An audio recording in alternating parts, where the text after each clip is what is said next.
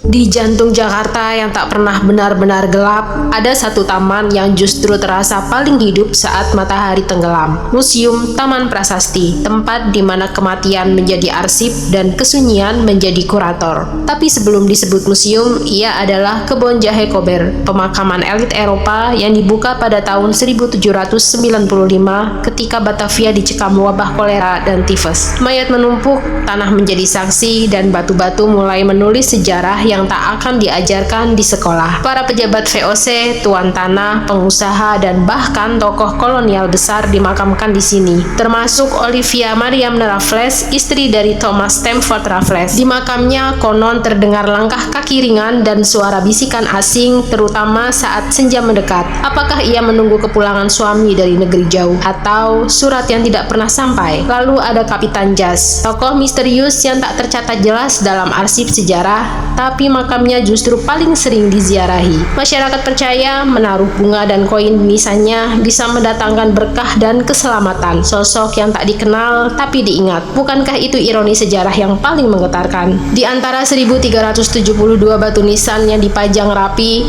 kamu akan menemukan lambang-lambang salib, malaikat, tengkorak, bahkan nisan berbentuk obelisk yang mengarah ke langit. Setiap simbol bukan sekedar hiasan.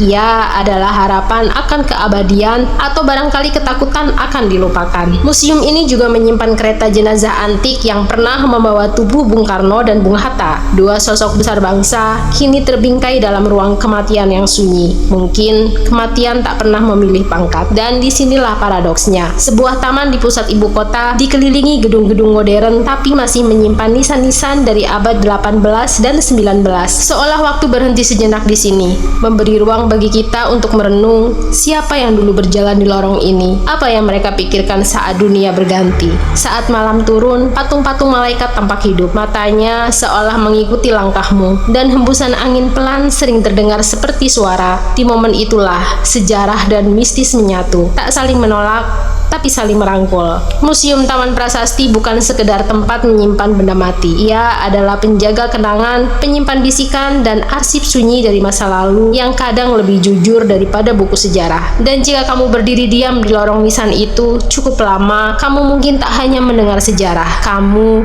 bisa merasakannya.